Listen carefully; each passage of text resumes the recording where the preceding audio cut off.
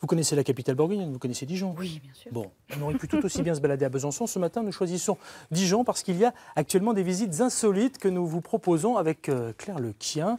Et quand on dit insolite, c'est pas peu dire, hein, c'est des visites un petit peu spéciales, Claire. Tout à fait. De quoi s'agit-il? L'idée, c'était de mélanger finalement différentes activités avec le patrimoine. Voilà. Oui, alors Donc, quand on dit différentes voilà. activités, on voit par exemple ici une photo très particulière. Expliquez-moi de quoi il Tout à s'agit. fait. En fait, là, c'était au sein du musée d'art sacré, donc qui se trouve à Dijon, rue Sainte-Anne, et que tout le monde connaît ou presque parce qu'il a un dôme vert. Hein, ce musée, c'était une ancienne église, mais on ne sait pas toujours ce que c'est, on n'ose pas toujours y rentrer.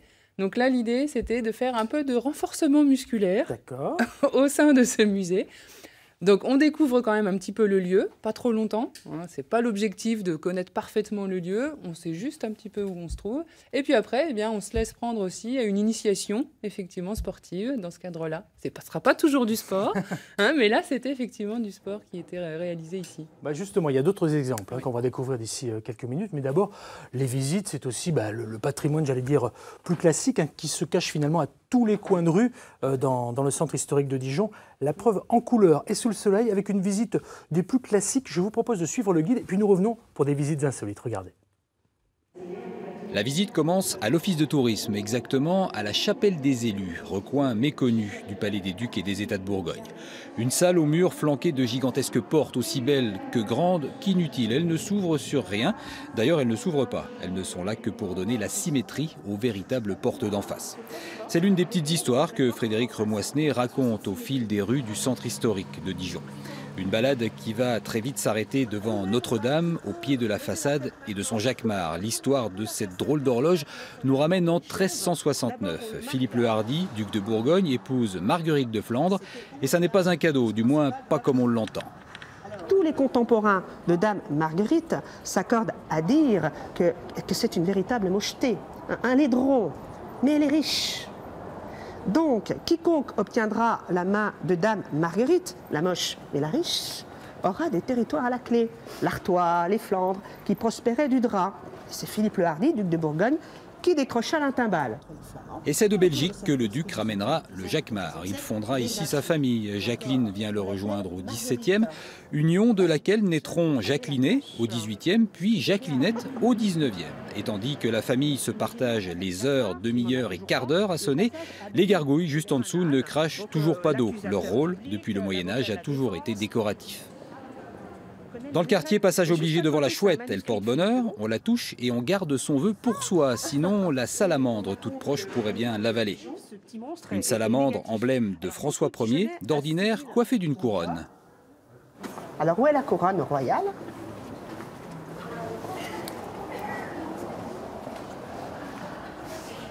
En dessous du vitrail.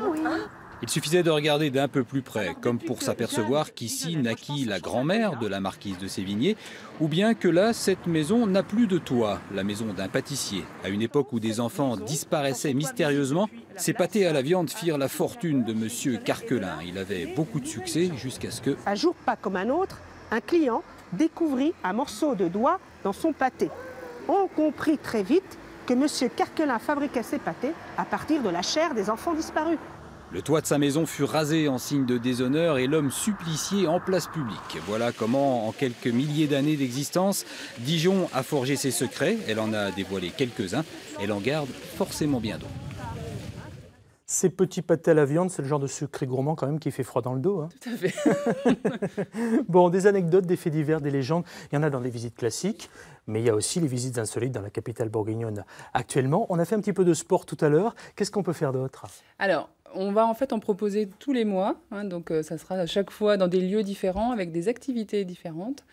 C'est quand même souvent du sport, j'avoue. On a quand même souvent été ciblé, le public qui est apprécié quand même aussi le sport. Là, donc, on a l'image effectivement de la caserne de l'Ay, l'ancienne caserne de l'Ay, hein, qui a été réhabilitée et qui est aujourd'hui le siège de Dijon Métropole. Et on va y faire de l'escrime. Ah oui, carrément. Ben oui, carrément.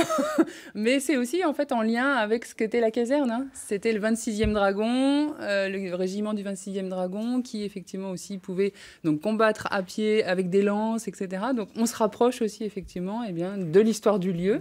Mais pour bien qu'on comprenne Bon, on n'aura pas le maire de Dijon pour nous faire la visite, parce que là, c'est le siège de Dijon Métropole, vous le disiez fort justement.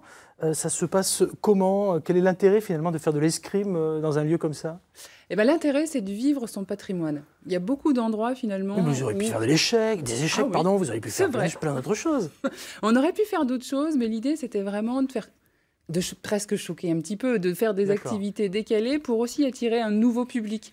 On ne veut pas être dans la visite classique, en effet, où on en fait toujours, parce qu'il y a toujours des gens que ça intéresse beaucoup, évidemment, et il y a beaucoup de choses à dire, mais là, c'est vraiment une première découverte, hein, bien sûr, où on va associer une pratique sportive, artistique, avec le lieu. C'est une manière de vivre différemment son patrimoine et que chacun puisse se l'approprier. Parce que je ne suis pas sûre que beaucoup de Dijonnais, ou même hors Dijonnais, entrent bien sûr, dans Dijon Métropole. Là, sur toute la Bourgogne-Franche-Comté, qui est avec nous, et plus encore sur les écrans connectés sur France3.fr, on se dit, tiens, on peut aller visiter une capitale régionale, c'est sympa, on connaît les visites classiques, on en a vu quelques-unes, là, en images dans un reportage, on connaît beaucoup moins ces visites insolites. Tout à fait. Elles sont nouvelles. Elles sont nouvelles. C'est pas mal du tout. J'ai même entendu dire qu'il y avait des dessins qui étaient faits aussi dans certains jardins. Alors, on va faire effectivement du dessin dans cette salle ici, c'est la salle des actes. Alors, la salle des actes, on la connaît peu, c'était en fait autrefois dans l'ancien rectorat, donc qui a déménagé depuis. Et c'est vrai que quand c'était le rectorat, on avait peu l'occasion de rentrer évidemment à l'intérieur de ce bâtiment. Et on est ici face en fait à un hôtel particulier, et avec une décoration ici du XVIIe siècle qui est quand même assez magnifique. Et donc là, on va vraiment prendre le temps d'observer, de faire du dessin pour vraiment découvrir ce lieu. Alors ici, il ne s'agit pas de savoir déjà dessiner avant de venir. C'est vraiment aussi quelque chose de très simple. C'est une initiation. Pour parler clair, on a vu tout à l'heure un guide dans un reportage. On sait que les visites guidées ne sont pas forcément gratuites. Celles-ci sont gratuites, ça se passe comment? Oui, ici, effectivement, toutes les activités proposées sont gratuites. Elles sont ouvertes à tous. Alors souvent, quand même, pour les insolites, on dit que c'est à partir de 12 ans, parce que plus petit, évidemment, c'est difficile d'adapter parfois la pratique sportive, évidemment, aux enfants. Donc voilà, on dit à partir de 12 ans. Mais sinon, c'est ouvert à tout le monde, c'est gratuit, sur inscription. Vous parliez d'insolites, tiens, moi j'associe la vapeur à la musique, ça veut dire que dans votre visite insolites, ce matin je fais des liaisons bizarres, ouh là là, ça glisse un peu. Je disais donc, on associe souvent la vapeur à la musique, c'est une visite insolite? Oui, c'est une visite insolite. Alors c'est une visite insolite aussi parce que souvent quand on pense patrimoine, on pense plutôt patrimoine ancien. Et nous, on ne s'intéresse pas uniquement à ce qui est ancien, même si on a vraiment un large patrimoine, un riche patrimoine à Dijon assez exceptionnel sur ce plan-là, mais c'est aussi tout ce qui est architecture et architecture contemporaine. Donc là, la vapeur qui a été rénovée il n'y a pas longtemps, qui a réouvert effectivement cette année, ça permet de découvrir le lieu.